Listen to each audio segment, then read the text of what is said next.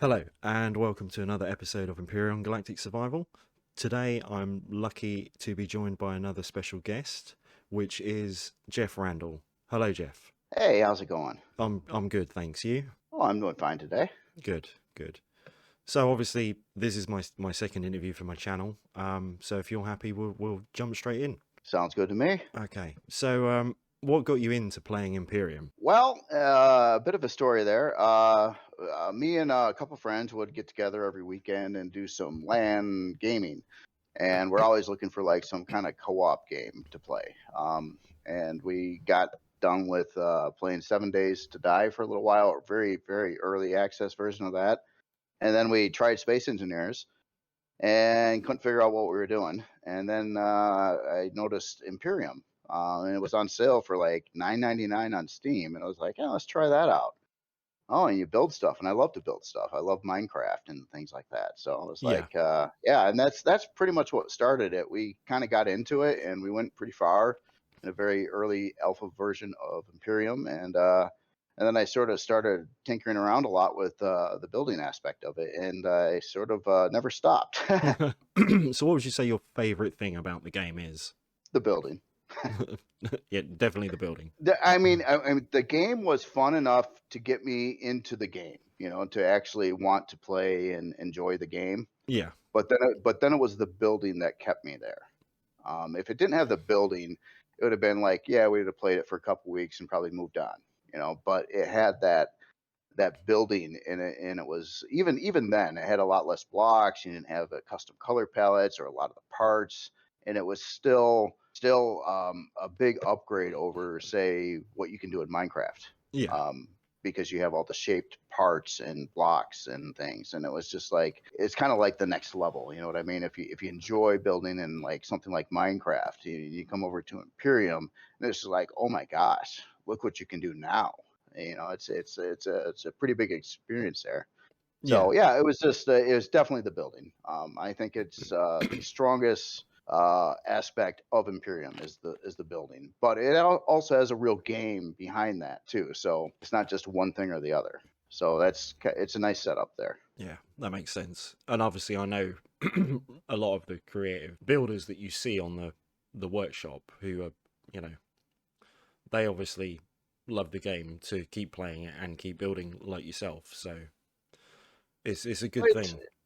it's probably not for everybody. Not everybody likes to build and that kind of thing. Different people like different things. But yeah, if you're into the being creative and especially like sci-fi and spaceships or just being super creative, it's a really awesome game for that. Yeah. So with your builds, would you say you had a personal all-time favorite? And if so, which one would it be? You see, it fluctuates. Sometimes when I finish up one of my what I would consider better builds, it might be my favorite, but then all of a sudden a month later, maybe something else is. So I don't know. I don't really have a favorite.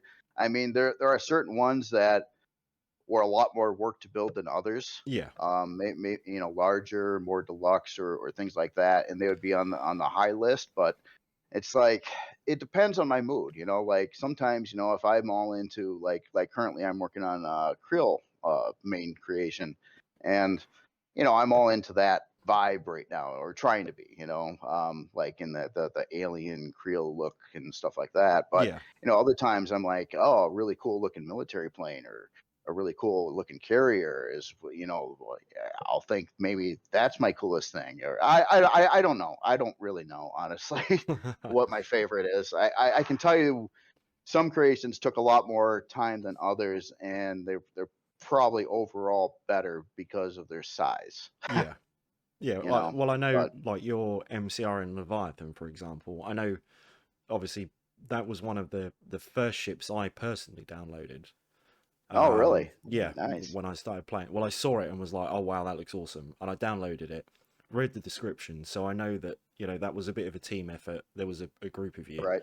and I know Yep. that took you what something like 8 months or something, Well, according to the I description, anyway. right, yeah, that is kind of true. I wouldn't say it actually took me 8 months. Believe it or not, the haul the outer hull, at least before it was textured, was built probably in a couple weeks. Yeah. But then it was such a giant ship. I uh, I asked Crazy Z if he wanted to like do an area of the ship because I was talking to Crazy Z a lot, and he does luxury stuff mostly. And I was like, yeah, that'd be a really good fit. That would, this ship's got so much space. I want a variety in it. And then that started kind of a conversation, and then a bunch of asked a bunch of other authors through Excalibur, I think, to like jump in and then try to coordinate like everybody does a certain area, and in at one point in time there were like numbered room areas in the ship, and people would pick like, oh, I want to do like room 5, or whatever. Yeah. And so yeah, it worked that way, and it became this thing. But on my part, I was really getting burned out at the time on working on that ship. It became a long project and a lot of work to do. So I took a pause on it for a little while. And I probably shouldn't have. I probably should have just kept on going through with it. Finally, after a few comments and things like, "Hey, when you ever going to get this out?" It was like I was like, "Man, I need to I need to get this done." So then I got back to it, but there was probably a couple months in between there that I didn't really do much of anything to it. I might have touched it a couple times, but not, it's still a long ways from being finished. So Yeah.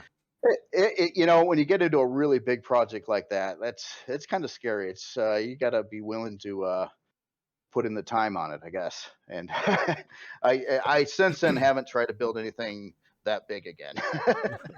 Yeah. Yeah. I mean, it is an incredibly large ship. Yeah, yeah. Well, it's kind of a fun stat on it too was I was trying to originally I wanted it as long as a like a Nimitz class aircraft carrier. Yeah. And then I was looking at those are about 1,100 feet long. So that's actually what this ship I kind of stretched it out. It started out a little smaller, and then I made it a little longer because the dimensions didn't look quite right. And then I realized the flight decks on it weren't really big enough to park very large CVs, so I wanted them bigger. So then I widened that up, but then the ship wasn't long enough again. So then I had to stretch the ship out some more. So it went through this growth cycle. Yeah. It just kept getting bigger and bigger the whole time. But then yeah, I think it finally ended up at like size class 50, low 50s, somewhere in there. Yeah. So in Okay. terms of building, what or how I should say, what inspires you to build, and is there anything that you do to help with inspiration? I don't know.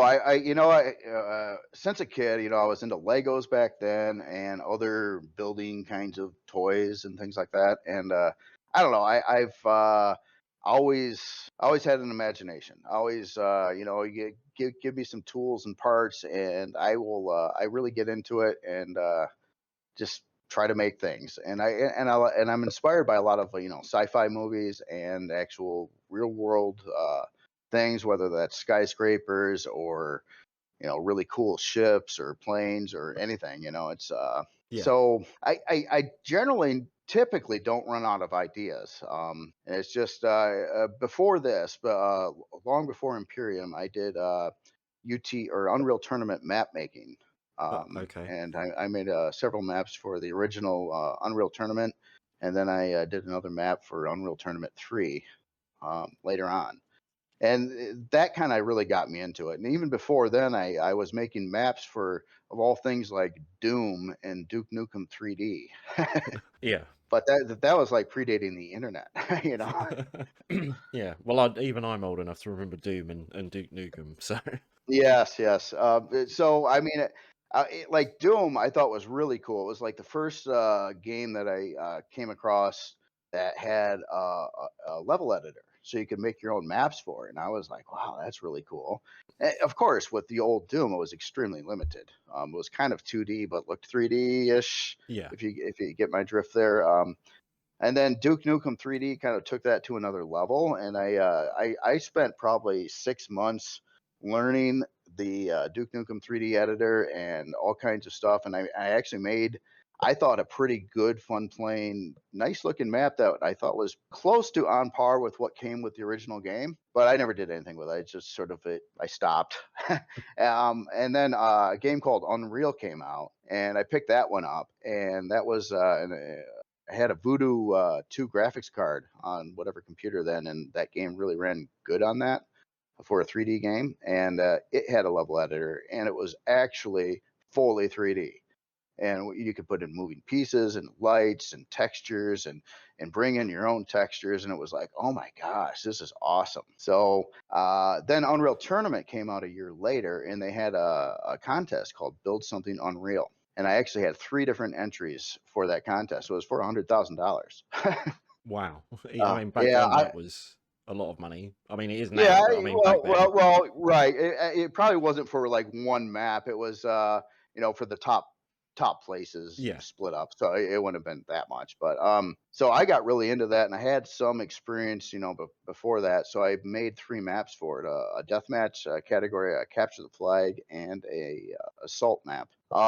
And they all did pretty well. The capture the flag actually became quite popular, and so did the assault map. But the assault map, when I first released it to the challenge, or the competition, and I was right at the deadline too. I had like 5 hours to get this to them, and that there was a flaw where main part going through, a door didn't open like it was supposed to due to something I had wrong in the logic, Yeah. and it broke the map. So yeah, I didn't win on any and on any of the 3 maps I put in there, but they all got placed pretty high, so I was pretty happy about that. And then after that, I made many more maps and had a website and did UT stuff. I did that probably for about 4 or 5 years. So that's kind of what really got me into building.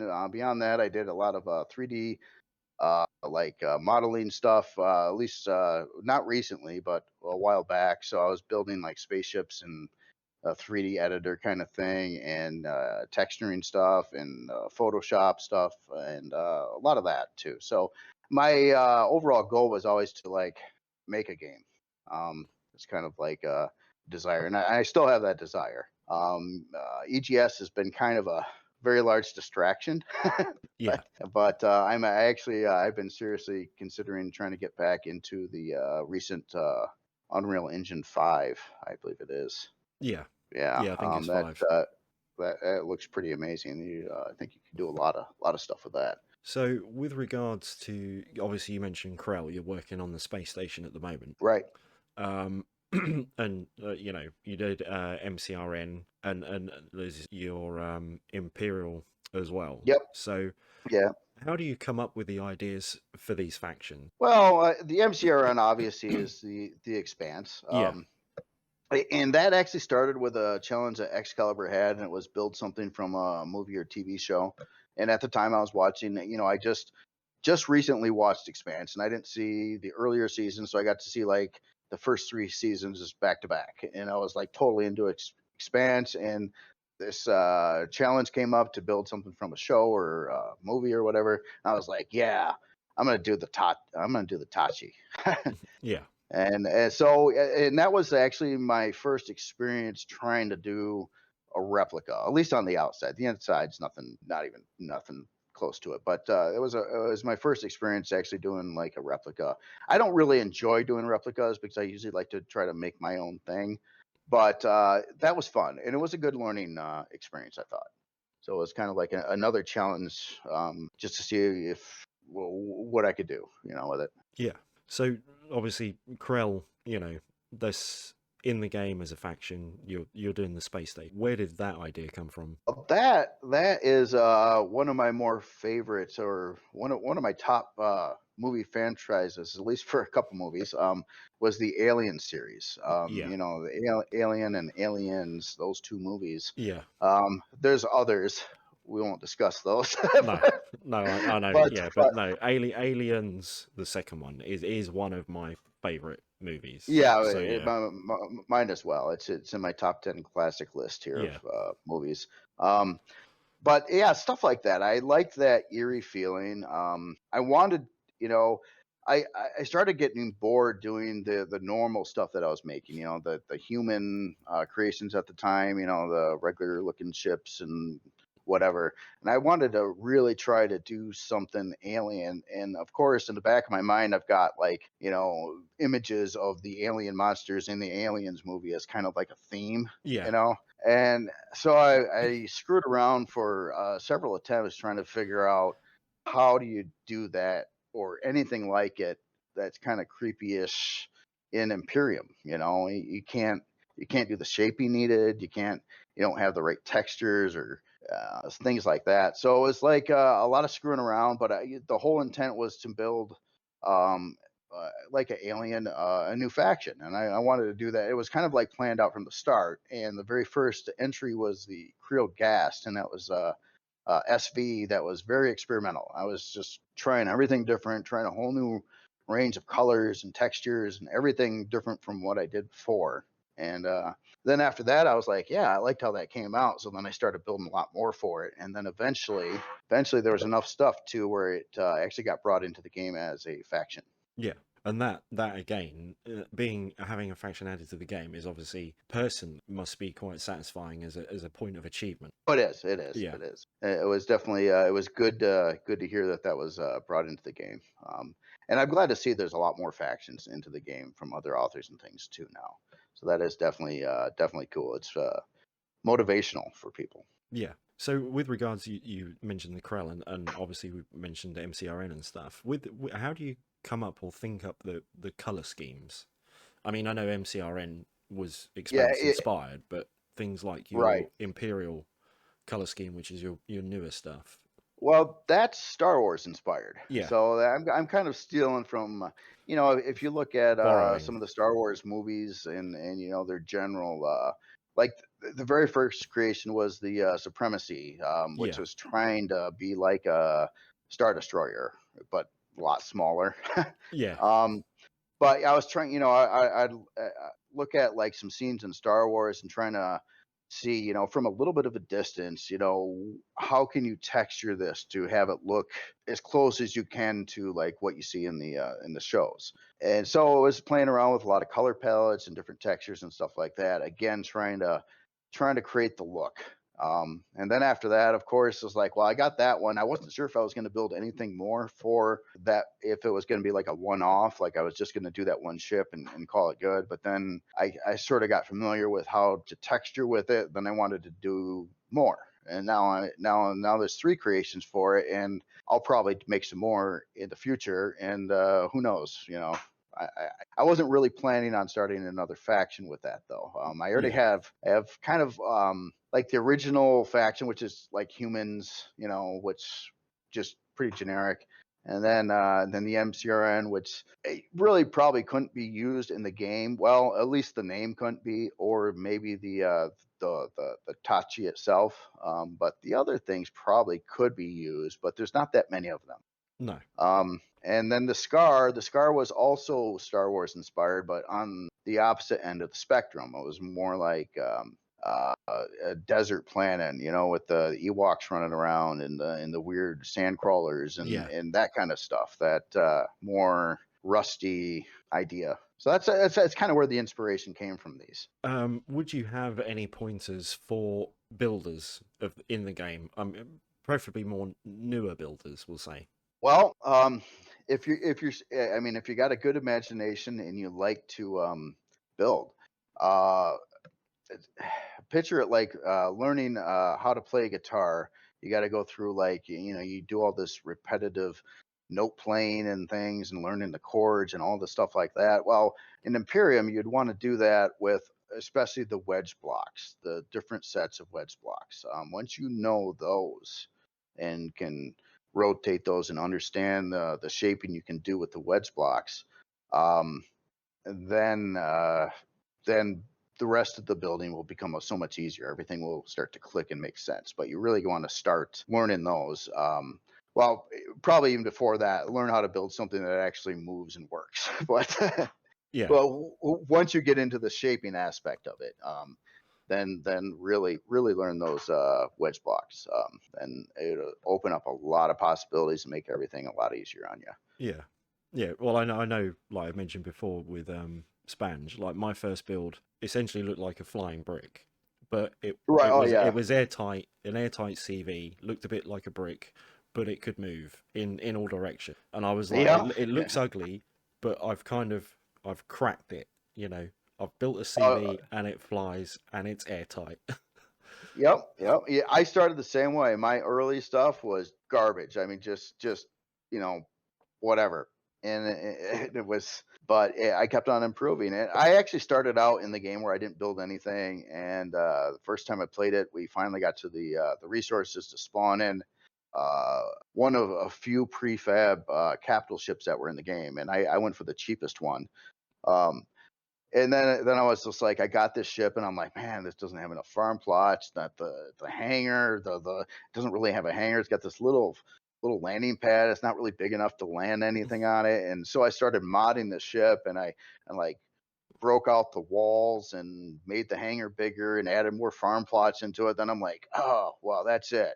I kind of know what I want now. I'm going to build my own ship. That was easier said than done. Yeah, but yeah, but I finished it eventually. It was called the Nebula MK3. It was like one of my first or oldest creations on my workshop. And that was kind of like my first ship. I used it in game. It was I think for Alpha 5. It was predating the time when there was O2 in the ship, so there was no oxygen environment. That's why there's no walls between the farm and the hangar yeah, or ventilators, stuff like that. But yeah, that's kind of where I started, and I didn't know a lot of the wedge blocks when I built it, and then I built the shortly after that I screwed around and tried to learn that set of the 4 primary wedge blocks, and then I built the Nebula MK4, which had a different angle on it, and I was all excited about that. But yeah, that's kind of was kind of like a breakthrough where it's like I finally learned how these wedge blocks work, and yeah. then I could start to shape things better. If I'm right, you do have it. I know it's probably a couple of years old now, but you do actually have a video on using those shapes and everything. Yes, yes, I, Yeah, I, I did do yeah a couple of videos on especially focusing on the wedge blocks for shapes. yeah. So the burning question that I've been asked is, how many hours have you spent so far in Empyrion? Well, I just so happen to have that on my screen right now. I'm almost scared to tell you the number. Take a guess between 0 and 10,000. Well, I would say probably like 9,500. You're a little over. 8,100. I'm sorry, 8,123 hours Okay, as, so as of today, and that's as of after. time of recording, yeah. And I already know I added probably 3.1 hours today already. So. Okay, wow, yeah, that is a lot of Well, hours. well, yeah, especially now too, because I'm trying to do the YouTube videos, and Yeah, I'm trying to like pick and choose the projects I do too. I guess out of experience, like there's a lot of things I would love to build, but I just some of these things I would like to build, I understand right off the gates how long of a time that might take, yeah, and what kind of commitment you're looking at to building it. Like one of the projects I've been wanting to do beyond the Kriel space station is the Skaar space station, and I got an idea in my head for it, but I don't want to start it. I don't want to start it. Not now. I got too many other things going on. So yeah. it's just like someday when I get my current projects kind of finished up and things like that, feel a little more comfortable again, then I'll be willing to start another big one. Yeah, and like obviously, I know from my own experience, those larger projects are quite daunting and very time consuming, They are. They are. especially if you're building it solo. Yeah, they definitely can be. It's the very first large project I did was the very early space station. That was the Sentinel space station, and that one, for the time in my experience at building, that one took me a long time to do, and I got so tired of working on it that I kind of rushed the interior. Yeah, Even then, it's I look at it now and I'm like, man, I do things so much differently now, and it would have, I would have probably had it done in about the same amount of overall time, but it would have been quicker to put the body together and longer to put the interior together. Just I kind of realized that on these larger builds that have a lot of interior space that you got to do. I find you can build the hull about a good 4 times faster than you can build the insides Yeah. to that hull. Often, if I'm building something and I get like say 1,000 blocks into it, I'll take a good look at it, and if I don't really care for it, a lot of times I'll just abandon it. Rather than trying to like keep on like pushing it, because I realize how much longer it would take to complete that project. Yeah. And if I'm not really on board with it as it sits, then it's like I'd be probably better off just starting over with something else, you know? Yeah. Yeah, I understand it completely. I mean, I personally have been working on the Ravager faction since like last July now, I think it was. I mean, that includes sitting down and actually coming up with the lore and the history of the faction and Oh, nice, nice. several written revisions before I even built any. Oh, wow. So I understand how, in the terms of time, you can invest into a project. The thing for me at the moment is, and I obviously haven't shown it in one of my weekly roundups yet. It will be in this Sunday's. Is I've actually started to attempt a Krell CV. Ooh, I'll have to see that one. Purely because I was talking to Iskali. I hope I've pronounced that correctly. Sorry if I haven't.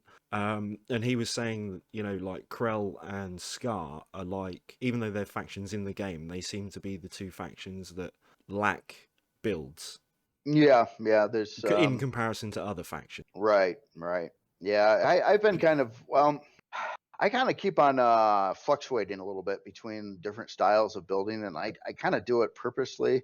Like if for instance, after the Kriel got into the game, I worked on several POIs. Yeah. Like one after another, and there was I think 4 or 5 of them, and there was a 6th one that I still haven't finished. But at about the time of the last one, I got so tired of working on the same POIs, and it wasn't like a job or anything, I don't get anything for doing any of this. And I was just like, man, I just need to take a break from it. And it was refreshing to like jump over and build something of a totally different style again, Yeah. like something else, maybe go back to the humans or something. At the time I only had the humans and Kriel. There wasn't MCRN when the first Kriel came out or anything like that. Those came later on. Yeah. Yeah, I do understand what you mean in terms of building in different, I'll say, faction perspective. Right. Yeah. Personally, with me, I've built so much that I like to get that variety in, and that's why you always kind of see me a bit random. Like you don't know exactly what I'm going to build next. Yeah. It's and usually if I build a base, I won't build another base again for a little while, but I'll probably hit like a CV and maybe an HV and maybe an SV, and then I'll get back to a base or some variant of those. Yeah. I mean, I know, like, obviously, you say you bounce between projects. I mean, I have really only focused on the Ravagers for like however many months it is since last July. So to now start to try and build this Krell CV, I mean, I've got a shape. Admittedly, personally, I don't think it looks very good at the moment. I'm still working on it. Cool. Yeah. And I've got like, several of your CVs essentially spawned in around it. Oh, cool. And Cool. Hecken's Abaddon, I think it's pronounced right. His Abaddon CV build, and your Very cool.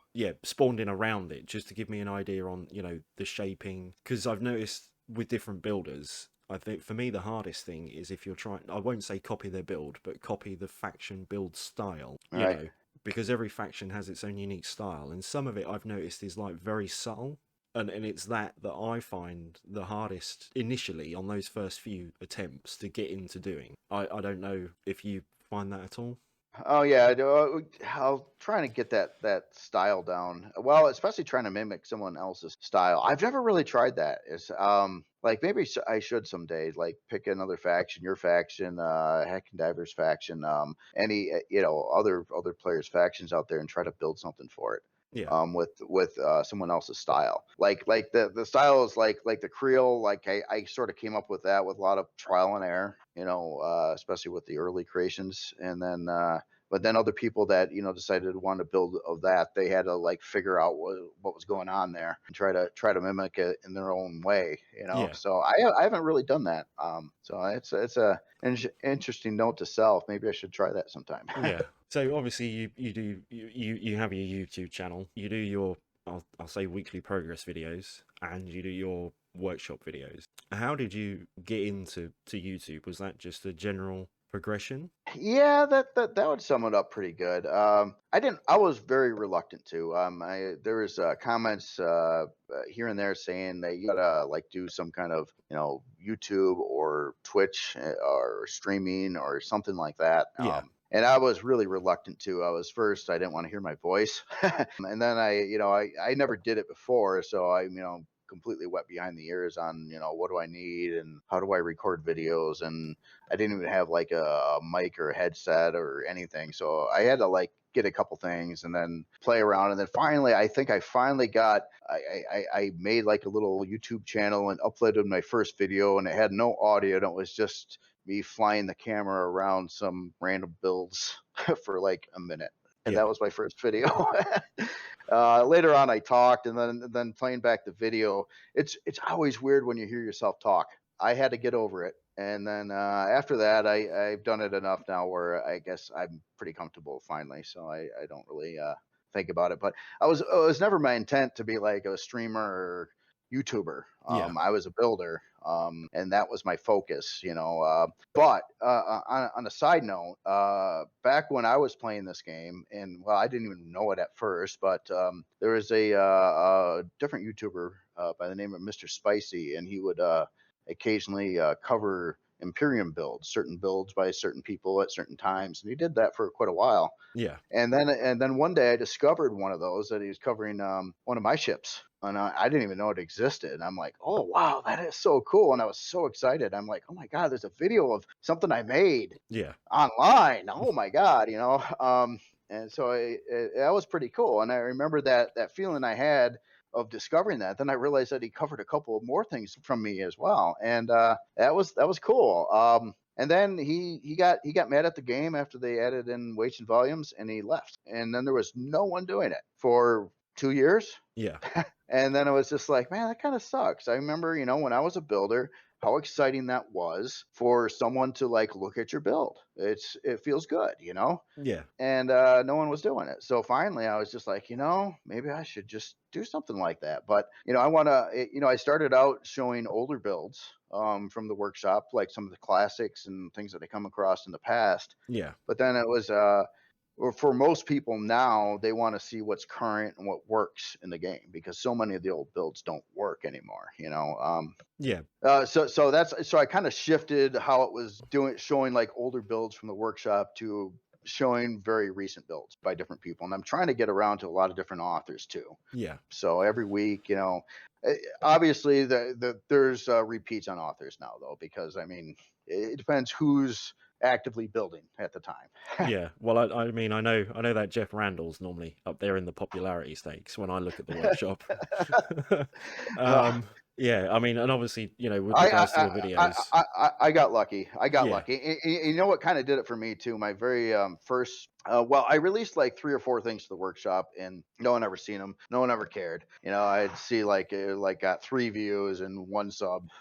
After it's been out there for a week, and I was like, whatever. But then I built one ship, and then I kind of learned a little bit more about the workshop and looked at other people's posts and realized that you need stat screens, and you probably ought to put in the description there too, eh? yeah, Um, it does help. And maybe take a cool picture of your ship and learn how to Photoshop that and use those Photoshop pictures, or well, rescaling of the picture for your image. And yeah, I learned that, and I built a weird looking ship called the Manicore EX1. And I don't know what it is with that ship. I thought it was rather ugly, and it's one comment said it was so ugly that it looks neat. And yeah, so it was the first release, and it went up into the workshop spotlight, and I was so excited. I was like, wow, look at that, I made that. It's so it's there. and yeah, and after that, I kind of kept at it. And then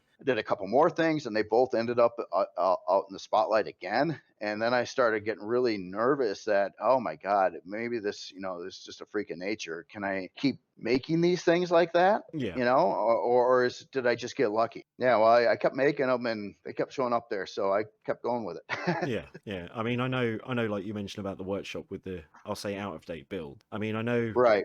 like on your more recent videos, especially for your workshop stuff, and obviously thank you for featuring one of mine last week. Much Oh, no, appreciated. no And problem at it all. is, Very cool and creative. I love seeing people do that. it is nice, So, but like you say, it's really nice. But I mean, like for me, because I normally watch your weekly videos anyway, it came up on my phone as a notification that you put the video up. So on my phone, all I could see was this tiny little thumbnail, and I couldn't make out what was in the video oh, right. because obviously I Yeah, was on my phone. So it wasn't until I started to go through it, and I was like, oh my god, that's my construction set. it is. Yeah, I thought that was really cool. I like yeah, those construction sets. I always worry. I still want to make one myself someday again, or attempt it. But yeah, I always worry that I don't think that many players would probably take the time to go into creative mode, use the N key tools, and copy and paste and put it all together to build stuff. Some might, especially people that are interested in making POIs or game content. yeah, But yeah, with I've seen some other ones out there too, and it's like, I don't think a lot of people really get that far into it. Probably the majority of the players just hop into survival, and they want to play the game. yeah. But then there's us freaks, the builders, who, well, we do our thing. Yeah, but yeah, no, that's true. We do. I mean, I put those kits together because I thought if anybody else wanted to build something for that faction, whether it be to submit to Elion or just for themselves in that play style, Hmm. I thought that gives them an easier, I'll say, easier opportunity to do that, and then tailor it and mix and match it to how they want it, rather than say trying to build something from scratch and then going and getting the color palette from somewhere and then getting the LCDs from somewhere else. If they wanted the whole authentic look. No, that's a good way to do it. Yeah, Nice and way to look I at things. know like Vermilion has done it for the Xerox faction, the different houses, I should say. They're out there, and Yep. obviously I did my first one was the UC8, Okay. and now I've done this, but they're, I'll say, faction specific. There are obviously a lot of non-faction modular builds out there, like for space stations and stuff, which again are all good. Hmm. But with the workshop stuff, like you, I've noticed there is stuff that's out of date or not compatible with the latest version, and it could do with an update. Oh yeah, big time. It's since the game's been in flux for so long. Like, if you built 4 years ago, those builds aren't going to work at all in any version of the game. If you built 3 years ago, maybe, but not for Reforged Eden. Yeah, It's so on. And I've got, I have, I think, around 170 or 180 workshop creations, and I'd bet you at least 2/3 are dated now. yeah. Is it something that you would do? Would be to maybe go back and revisit some of those and maybe update them? I have on some, but the task is too daunting, and the changes were taking place way too quickly.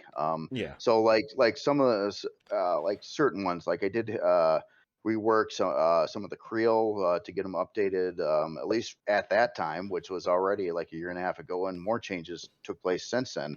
yeah, It became an impossible task. I had too many creations. There was too many changes too frequently, yeah, and I got some creations that have been updated like 3 or 4 times now, and again, they're like something else changed and something is wrong again, and it's just like it's really impossible. And I'd rather, for the most part, I like to build new things. yeah, If you can build new things to the current specs, it'll probably work out better than trying to retrofit something that wasn't built for those specs in the past. yeah, So, but some creations, especially ones that could translate fairly easily, and I was in the mood to do it. I did. I probably done that to about 20 creations, but there's so many more that I just know don't work. And some, like some of the, like these Merc SV ships that I built for kind of a long time. A lot of any of the larger models of them just don't work anymore, and I can't fix them. It was the CPU that killed them. Yeah. They were bigger. They used more parts and more stuff than what the game allows now. And you can't just rip out your main thrusters and have it all good. you know. No, I know that would probably be a heck of a lot of rework to even try and Yeah, make them yeah. compatible. Yeah. Yeah, it's almost and one ship in particular, because it was a prefab game that I put a lot of attention into trying to keep it updated, was the Merc MX5. Yeah. And that one has been like, I think I hit it twice already. But I remember the original ship didn't. It was I got lucky on that particular build. It's maybe the only build I had where like I laid down all the blocks, and after it was done, I was like, I like it exactly how it is. I don't want to change anything on it. And that's rare. That's really rare for me. Most of the time, I'll start with something and I'll keep on changing it and working it until it looks or feels right in one way to me. Yeah. But with that ship, I got lucky. So the hull was built probably within 45 minutes. The interior was probably done an hour later, and it was one of the quickest builds I ended up making, the Merc MX5. And then after they came out with weights and volumes and changed stuff and more parts, I decided to go through and hit that ship and try to get it all ready for what it is now, with the CPU and all the storage and everything else.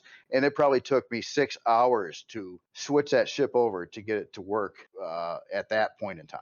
Yeah. So it took me far longer to retrofit the ship than to build it from scratch. Yeah, and I and it, guess when you look at it from that perspective, if you from a time perspective, certainly I see what you mean when you say it's probably quicker to just build a new ship than it is to. Uh, It can be, yeah, especially on some of these. I mean, if it's a big ship and most of it you don't have to mess with, maybe just add in a couple generators or CPU core blocks or something like that. That's a different story. But when it's a little ship like that, where you pretty much got to rework everything going on inside it and how the thrusters work and everything, it's like you might as well just build another ship. yeah. Guess you're right on that one. I haven't tried to refit out a ship like that, so I wouldn't know in that It- respect. a case by case basis Yeah, too. Like the MX5 was really hard to switch over, or well, it took a long time, a lot of messing around. But like other things, relatively easy. It's like, oh, this doesn't have quite enough power now. I need a basic and then a couple improved CPU cores. Okay, we'll put them there. Okay, we're done. yeah, So that's how it goes a lot of the times, but not every time. So yeah. sometimes it's just like, yeah, you got to shave. Oh, I'm 60,000 CPU over the limits. What do I do? Yeah, there's only so much thrust you can cut out before it won't fly particularly well. Yeah, especially, Yeah, what's upsetting with those older ones too is like the thrusters have their positions, that were intended for those thrusters on the ship, yeah, like maybe sometimes block work or like a thruster housing or something like that. You can't just swap it to a smaller thruster or, remove the thruster. Your whole ship, your whole thing is kind of wrecked at that point in time. It's not the ship it was supposed to be anymore. So that's what happened. I tried to do that Merc MX12. That was a bigger one, and I had to cut like four of the main thrusters from it, and most of anything to do with utility on the inside of it, and strip some guns off from it. And it was still a little over CPU, and I was just like, I can't save it. I can't save that ship. so I mean, I know you said you've got a couple of cats before we started doing this interview. Yep. So what else do you do besides gaming? Well, oh, I don't know, a number of things. I guess as of the last couple years, with everything that was going on in the real world, I have been home more often. Yeah, So probably not. I used to get out more and go hang out and do some other things, and back and forth to work and all that other stuff. But yeah, real last world couple, things. yeah, yeah, Yeah, yeah, real world things. But yeah, yeah, well, right now, I guess I don't know. I guess a lot of time on the computer in one form or another as of late. Meet up with people once or twice a week and do yeah. something else. But yeah, nothing. But pretty low key. Um, So yeah, I like to watch a good movie or television series or movies and stuff occasionally too, and stuff like that. But yeah, it's I used to be we used to do a lot of disc golf. Haven't done that in a couple years either, but I would like to again. yeah. That was a lot of fun. A lot of disc golf courses around, and that was always a good time. Yeah. So yeah, stuff like that. Yeah. So, with regards to your YouTube, how do you, or do you even do anything with, say, nasty or negative comments? I don't know if you've had any, but Here and there, I don't think I've had very many nasty comments on yeah, YouTube. It's honestly here's the thing. Imperium is kind of a niche game. yeah, There's not that many. There's not a huge fan base. Now I wish it had a huge fan base. Can you imagine if Imperium had the fan base of say Minecraft? But so the people that watch an Imperium video are kind of into Imperium, and most of them aren't. You're not getting like people from all over the place just wanting to cause problems. People that are actually into the game or into the building or whatever. So yeah, I'm quite amazed. The comments have been, I mean, overall very very nice. that's pretty good going. Yeah, I mean, Yeah, last thing I want is a bunch of trash talkers and stuff going on. Yeah, no, I yeah, just and if there is, I typically try in a nice way to tell them not to do that anymore. you know. yeah, yeah. I get what you mean. Is there anything else you'd like to add to this before we like wrap it up? Oh, I mean, you got any more questions about anything else? Or well, I'm not sure. I'm not sure really. I mean, So sorry. you're gonna have to show me your Creel stuff though for sure. I definitely have to check that out when you get it far Yeah, enough along to yeah. to show. Well, I might briefly flick over it in my next weekly roundup video, purely because Oh, obviously I do kind of generally cover what I've done in the previous week. right. Even if it's nothing really significant, like my one of my battle carriers, it's appeared briefly in I think 3 or 4 videos, just to say, look, this week I did a bit more texture on the outside of that. I haven't done the inside. I won't bother to show you, but that's just to let you know that's something else I've done. But I've also done this and etc. etc. Right, right. But Yep. this next one will be great because it'll be like, actually, look, I finally finished this battle carrier except a name. All I've got to do is put a name on the side. Oh, that's always cool. Yeah, Even with my own videos, I keep on wanting to like because I pretty much show everything that I'm working on, so I have a little something to show. yeah, But I would love to just surprise everybody someday and like have some big project that I never made mention of, and then all of a sudden, just one day out of the blue, here it is, it's done. I still wanted to do that, but man, I just can't find enough time in the world to do all these things. yeah, yeah. No, that's obviously the biggest constraint, isn't it? Time. Yes. Well, anyway, yeah, no, it was really good talking to you, and it's Yeah, and you, yeah, and interesting. obviously really appreciate you doing this, and a massive thank you for taking the time out as well. Oh, Hopefully not a problem at all. the I'll say viewers will enjoy it as well. I hope so. Yeah, yeah. Hope so. Hopefully, I mean Hopefully, that's why we do this stuff. right? So yeah, No, no, I do appreciate it too because the more attention Imperium can get, I'm sure there's a lot of other people that have no idea what Imperium is that would love it, but they don't know about it yeah, because you just don't come across it. It's not like in your face all the time. Imperium, Imperium. So even in my small part, like in your small part, by doing videos and things like that, maybe it'll people, random people looking at things on YouTube or whatever could come across this someday, and then you're like, oh, that looks like a kind of a neat game. Maybe I'll go buy it. yeah.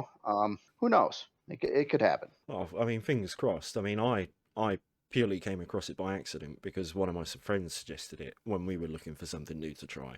Yep, yep. Well, even on me, it just happened to be a timing thing. Yeah, I might have ended up picking up this game if I seen it flash enough times in Steam, or if I was looking at like very popular or top rated games or yeah, whatever. Maybe I would have come across it. But at the time, it was just a timing thing. It was on sale. It was as the few items it scrolls by when you look at their store. yeah, It was in there. It was on sale at half price. It was co-op, multiplayer, builder, crafter, and it was like, yeah, let's try it, But it was just a whim. It wasn't like I seen it anywhere else before. I was just like, oh, let's try this out, and the rest is history. yeah. I tell you that the amount of time I've got in the investment is insane. If you want to talk about, how much entertainment you get out of your dollar. Oh yeah. I don't think you could beat this. No, I mean, if you said like pound for pound value or Yeah, pound per yeah, hour value per se, I would have to agree. I think I've definitely had way more value out of it than what I actually paid for. Right. Yeah, Yeah. I So think so too. I mean, and to keep you hooked and to keep you coming back as well is something else I find amazing as well. see Even now, Oh, I'm sorry. Keep on going. Oh, even from a player perspective, not even the building aspect of it. I mean, because the galaxy is so huge and there's so much to explore. oh yes, definitely. Yeah, but sorry, you were going to say?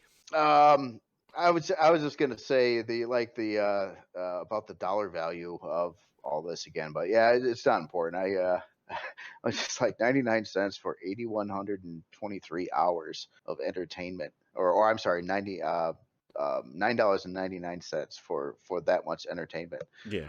That's pretty insane. So yeah, if you're not into Imperium, other people out there, you might like it. It's not perfect. I wish it would eventually get perfect. Oh, one last comment. This is kind of for the devs. You know what I would like to see the devs do at this point in time, since they did go to official version 1 plus that they're at now, Yeah. is the devs got to make some money, so maybe they can hire on more people, get more development done, at a faster rate and things like that. And maybe they should consider like really like tweaking things out and coming out with like a paid expansion for the game, but make it worthwhile, real content in there. People would love it and they would make some money, and it would probably get other people that never got the game to notice it more too. Yeah. I mean, I don't know if you've mentioned that on the forum. I mean, I don't recall anybody mentioning it, but then obviously there are things that even I miss on the forum. I don't know if you've seen it, but 1.7.5 experimental went up yesterday, I believe, Yeah, I at was the just time seeing of that on the recording Steam page. this. So, you know, I mean, Yeah. we got Crouch. Yes. We do have crowds. I Yeah. mean, stuff like that is nice. One of the things another reason why I stuck with Imperium is if you look at the nature of the game, how I mean, it's pretty much limitless on what you can do with it. Yeah. You got a whole galaxy, you got unlimited number of things you could put into the game and new mechanics, and just keep on enhancing it more and more and more. So it's just one of those kind of games. Not a lot of games can do that kind of thing.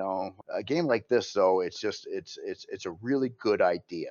Yeah. And I like that. I like the possibilities of already what it's doing, but plus if you look in the future and further development on it, what it could do, Yeah. down the road, if that continues. Well, what amazes me is, I mean, I'm led to believe they're Alien. They are a small team. Correct. Yep.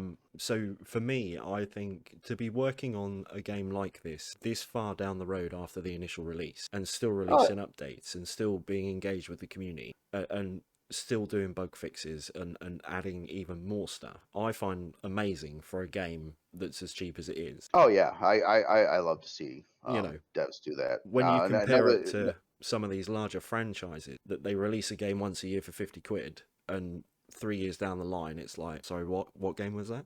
Yeah, I know that's pretty typical. No, I mean, if you love a game, like there's certain games that I've really loved through time. All I want to see is more and more and more for that game. Yeah. So as long as they keep on doing more, and I understand that companies got to make money, so you got to come up with a way to get paid for your additional content, but do a good job on it. So that's why I keep on thinking. I always loved expansions, like a paid expansion, if it's a good expansion.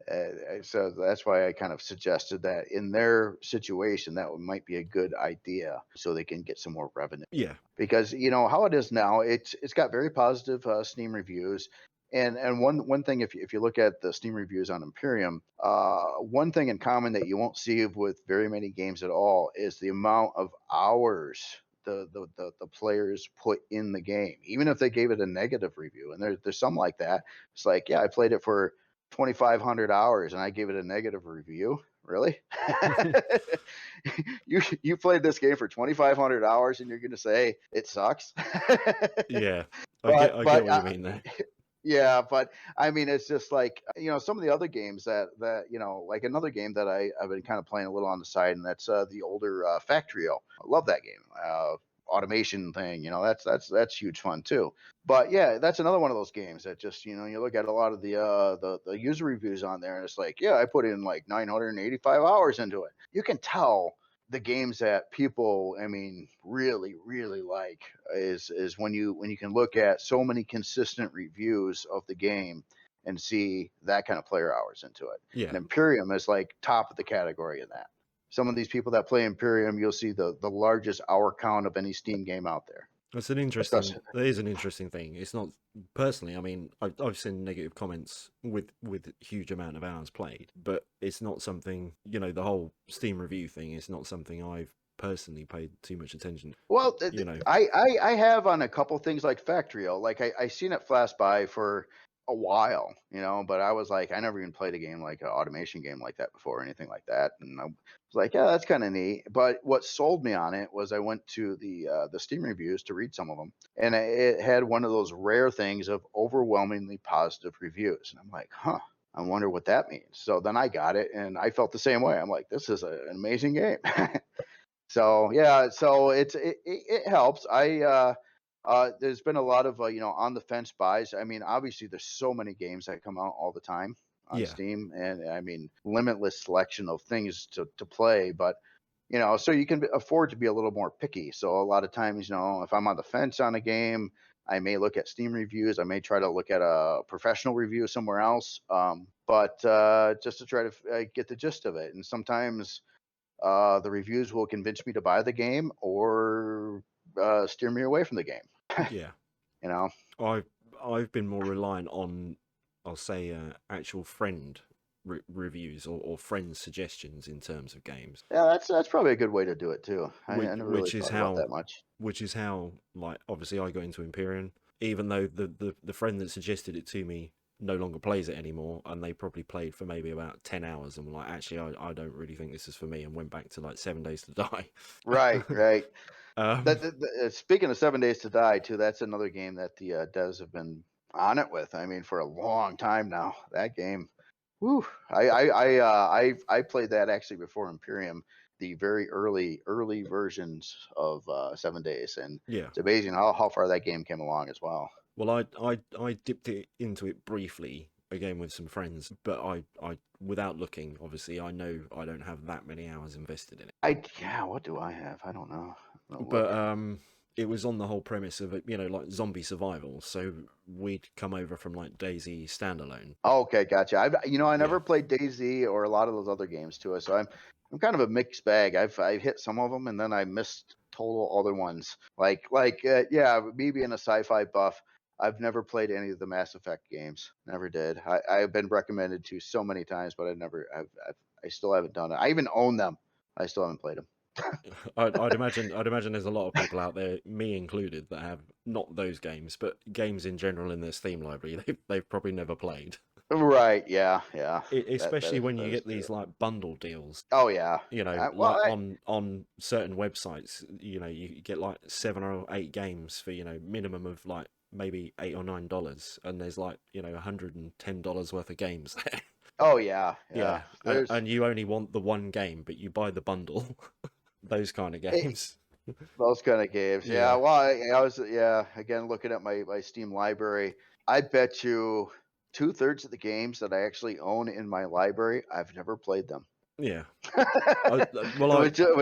It's just like one of those things. It looked neat. It was on sale one day. I'll play it sometime, and then something else came out, and I'll play that sometime, and then before you know it, it's like, oh yeah, you remember this game? That was on sale for like $2.99. Never even installed it. Yeah. I'd imagine there's a lot of people out there with games like that, and obviously Yeah. I'm included in that. Well, I would have to think that if I didn't like to build so much Imperium, that I would probably have played more of these other games. But yeah, Imperium is for the amount of time I do get on the computer, Imperium sucks up the vast amount of it. Yeah. Typically, once in a while, it's nice to have a couple days off from Imperium. But I usually, after a little bit, I start my mind starts thinking of something like a new build, or oh, maybe I could do this and change this and add wings, or yeah, I don't know. I just I'll like daydream occasionally. I'll be like staring at or watching something, but my mind's thinking about building a spaceship. It's just kind of Yeah. how I roll sometimes. Yeah. No, I get what you mean. I'm a little bit the same on some respects. Or you're sitting there watching telly and then you think, oh, I can do that. Yeah, yeah, Yeah. sometimes even if I got an ongoing build and maybe a part of it's frustrating me, like I don't know how to make it work right or something. Sometimes I'll be like, I could be watching like something on television, and then all of a sudden, bam, a weird thought enters my head, and I can visualize my problem, and I think of a solution, Yeah. and it's just like, and I wasn't even trying to, I wasn't even thinking about it at first, and then I was like, it just random thought pops in, and it's like next morning I wake up and it's like, now I know what to do. you know Yeah. And that's happened quite a few times already, actually. that's quite handy, obviously, because then it gets you over the problem that you have, and then you can obviously finish the build. Yep, yep. Yeah. Yeah. Well, just the other day too, I decided to start building a new SV, and I started to get myself really, really frustrated right off the gates because I wanted to have a glass cockpit with a interior seat, for the pilot. Yeah. And I turned around, and even though it was armored glass, I looked at the hit points, and I'm like, man, that's 100 hit points for armored glass. And then you look at a prefab cockpit, armored cockpit, and it's like, somewhere between 1100 and 1800 hit points. I'm like, oh my God. So it's one of the things I brought up in my today's video. That it's just like, I think there's a big discrepancy on hit points there. Yeah. Well, hopefully, if things like that are pointed out, maybe the devs may, address it or try and rebalance certain things, I guess, if we're lucky. Yeah. Yeah. Oh, well, we'll see. But it's Yeah. trivial stuff. It's we have shields to stay in time.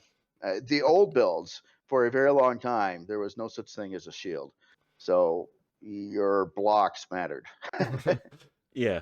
Yeah. And I would guess even more so if you were going up against the Dreadnought. Yeah, yeah, probably, Oh, yeah. yeah. If I have destroyed many, many creations, many of my own, as well as other Yeah. people's. I'm good at it. I am. If you want a ship crashed, I will get that done for you flawlessly. And that's a fine art in itself. Right. Yeah. Yeah, I know exactly what you mean. Well, obviously, again, thank you for taking the time out to do this. It's really appreciated. No, it was a great talking to you. Yeah, Good, good and you times. likewise. Yeah, and obviously, good luck with finishing your space station. Thank you. I appreciate it. I'll probably try to work on that a little bit later today again. Yeah. So, as per usual, guys, massive thank you again to Jeff Randall for being here with me today. If you like the video, please give a thumbs up and subscribe to the channel if you haven't. It's obviously been a pleasure having Jeff talk to us today, and it's goodbye from me and goodbye from Jeff. See you later, everybody.